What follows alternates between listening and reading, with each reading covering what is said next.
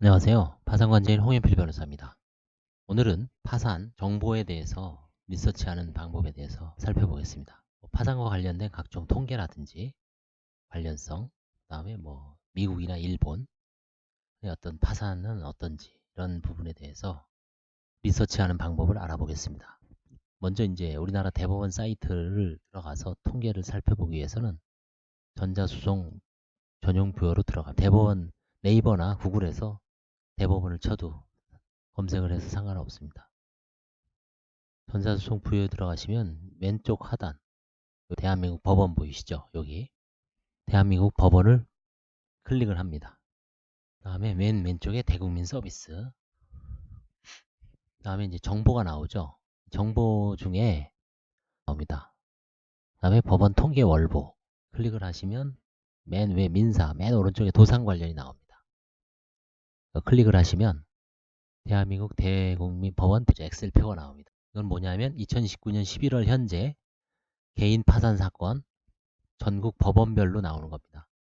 서울해생법원에 11월까지 11월에는 766건이 들어오고 서울 전체 11월 말까지 1월부터 1월 1일부터 11월 30일까지 8,630건이 들어왔다는 겁니다. 의정부는 298건, 누적은 3,270건, 인천은 487건, 5,550건, 수원은 517건, 5,743, 춘천 60, 648, 강릉 21, 277 이런 식으로 쭉 나와서 전국적으로 11월까지 41,707건이 들어왔다는 거죠.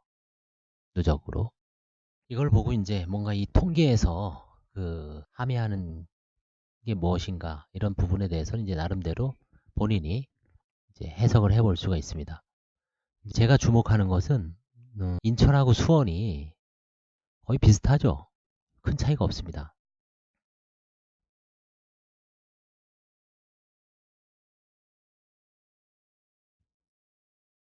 근데 관할 인구는 수원은 제가 알기에는 한 800만 정도 됩니다.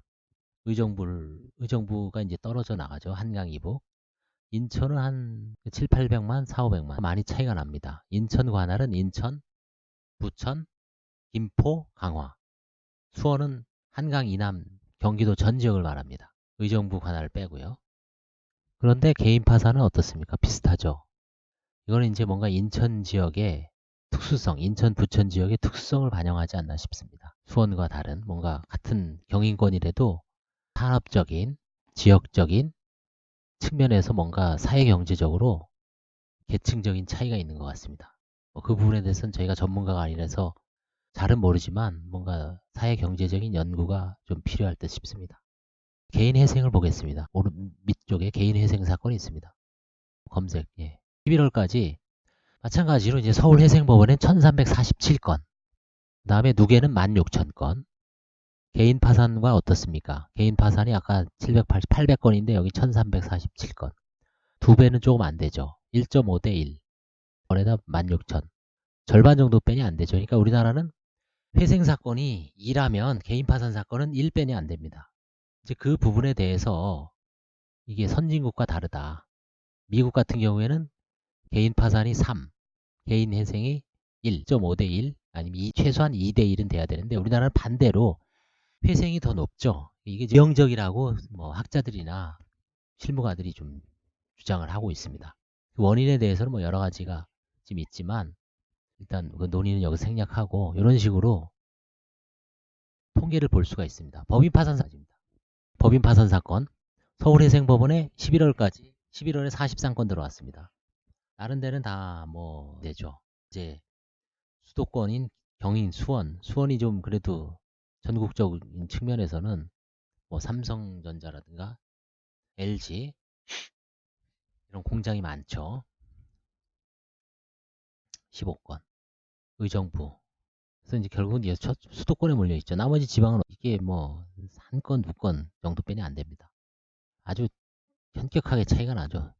법인 사건의 절반은 서울회생법원에 있습니다. 그 다음에 거의 한 7, 80은 수도권에 몰려 있습니다. 사건도 그런 식으로 보시면 됩니다. 회생 단독 사건은 이거는 이제 일반 회생이라 그래서 법인이 아닌 개인이 일반 회생을 하는 겁니다. 주로 이제 전문직 소득자들이 하는 겁니다. 이거는 의사, 변호사 많이 하죠. 희생 합의 사건이 이제 이게 법인 사건을 말합니다. 그 다음에 면책 사건은 최근 동시 신청주의이기 때문에 파산에 부속되는 사건이기 때문에 특별한 통계로 의미는 없습니다. 약간 차이는 나지만 755였죠. 7만 건 차이가 나죠. 이런 식으로 해서 통계를 이게 지금 통계가 언제까지 나오냐면 여기 한번 연도별로 보십시오. 2010년부터 나오죠. 2010년. 의 통계는 어디로 가냐? 그 전에 통계는 보시면 됩니다. 다시 한번 들어가 보겠습니다. 대구법원 이제 사법연감 나오죠. 이거는 2018년 이건 전체 사건이 다 나옵니다. 민사, 형사, 인신보호, 가사, 행정, 특허, 선거, 가족관계, 공탁, 기타까지 연도별로 언제까지 한번 쭉 보겠습니다. 2014년도 있고 2002년도 있죠. 2004년 그렇죠?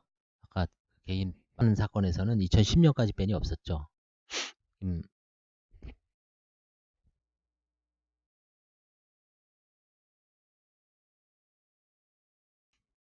그 이전에 2009876543 그걸 보시려면은 사법연감에 들어오셔서 이런 이거 다운로드 받으시든지 해서 열기 사죠.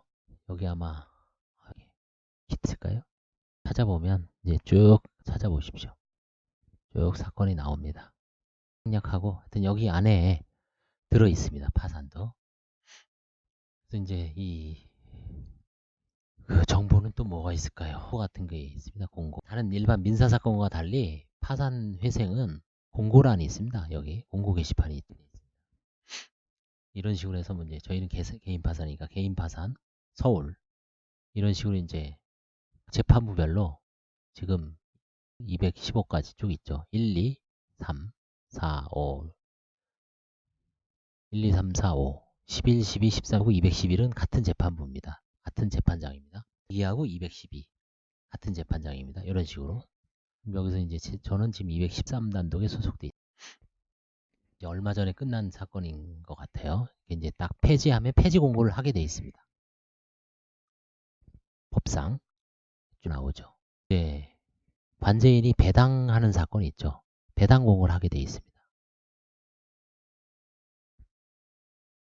다음에 이제 채권자 집회, 소집 공고 같은 걸 다 하게 돼 있습니다. 이런 식으로 채권 조사기일 공고, 대량 면책 공고.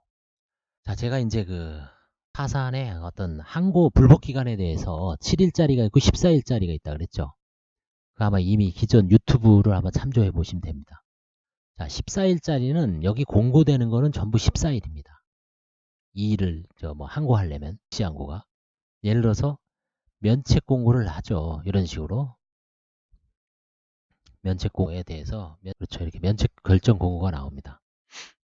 그래, 면책 결정에 대해서는 누가 이의를 할까요? 채무자는 안 하겠죠. 당연히 자기한테 좋은 건데 채권자 측에서 이의하겠죠. 공고 구이고 그 채권자한테 이제 고지가 됩니다. 그러면 이 공고한 날로부터 4일입니다. 기간이 그런 게 뭐냐면 면책 결정 공고, 재량 면책 공고, 그 다음에 뭐 배당 공고, 파산 선고 공고. 공고에 대해서 다 이해하는 거는 14일입니다. 근데 여기에 보시면 여러분들이 아마 불복 기간 7일짜리 제가 뭐라 그랬습니까? 채무자한테 안 좋은 거. 면책 각하, 기각, 그다음에 면책 불허가. 그다음에 나중에 이제 면책을 받는데 면책 취소하는 경우. 이런 경우는 여기 공고를 안 합니다. 그거는 아마 채무자한테 불이익한 처분이죠. 안 좋은 거죠, 사실은. 공개됐을 때 치명적인 거기 때문에 공고를 안 하고 그냥 채무자한테만 알려주죠. 대신 7일로 해놨습니다. 즉시항고 기간을. 여기 공고가 절대로 안 됩니다. 그러니까 그런 경우에는 채무자는 잘 모르죠. 이게 뭐 공고된 건지. 근데 법을 아는 사람은 누굽니까? 변호사죠. 그러니까 대리인들이 본인이 진행하는 사건이 채무자가 면책 불허가를 받았어요. 근데 뭐 14일 아닌가? 라고 널널하게 생각하고 있다가 10일째 이 일을 합니다. 이미 게임 끝나 불허가 결정이 났고 그 공고가 안 됐죠. 그건 7일이라 그랬죠. 7일. 근데 10일째 하면 소용이 없습니다. 그냥 그대로 확정돼 버린 겁니다. 구제 방법이 없어요. 그거는. 관련돼서 좀 의미가 있고 뭐 특별하게 이게 일반적인 어떤 여기 와서 정보를 취득할 건 없습니다. 이거는 이제 주로 이제 관제인들이나 파산 채무자 본인이 내 사건에 대해서 어떻게 진행되고 있는지를 좀 검색을 할 때 필요한 저겁니다. 예. 이제 파산과 관련해서 그 정보는 뭐 특별한 건 없고 한번 일본 사건이 궁금하신 분은 한번 알려드릴게요. 일본 법원 있죠, 일본. 일본 법원에서 이 구글에서 찾은 건데 일본 있어요. 들어가면 됩니다. 여기 들어가시면은 일본 최고재판소, 우리나라로 하면 대법원입니다. 각지 재판소, 재판원제도 뭐 이렇게 쭉 나와요. 얘네들도. 최고재판소로 한번 들어가 볼까요? 사법통계는 결국 최고재판소에서 내죠. 일본도 여기 있습니다. 사법통계. 그 다음에 이제 31년 영화 원년 2019년이 평성 31년 일본이 올해 레이 뭐라 그랬죠? 레이화인가요? 그 바뀌었죠 연호가. 그래서 쭉 나오죠. 이 파산도 결국 민사 행정 사건이에요. 민사 사건 이렇게 해서 해보시면 됩니다. 좀 안 되네요 오늘은. 일본 들어가시면 되고 들어가서 한번 해보시죠. 다음에 이제 미국도 있습니다. 미국 파산과 관련해서는 제가 한번 미국 연방 남부지방법원인가요? 거기 있었는데 그게 얼로 갔네. 지금 잠깐만요. 미국도 잘 돼 있더라고요. 통계 같은 게 아주 미국 주가 잘 나오고 있습니다. 다음 기회에 다시 한번 해보고 요즘 총 안 내요. 그래서 한번 다음에 소개해드리고 오늘은 하여튼 우리나라 대법원 사이트와 관련된 통계 정보나 사법 연감, 그 다음에 법인 개인 회생 통계를 리서치하는 방법에 대해서 살펴봤습니다. 감사합니다.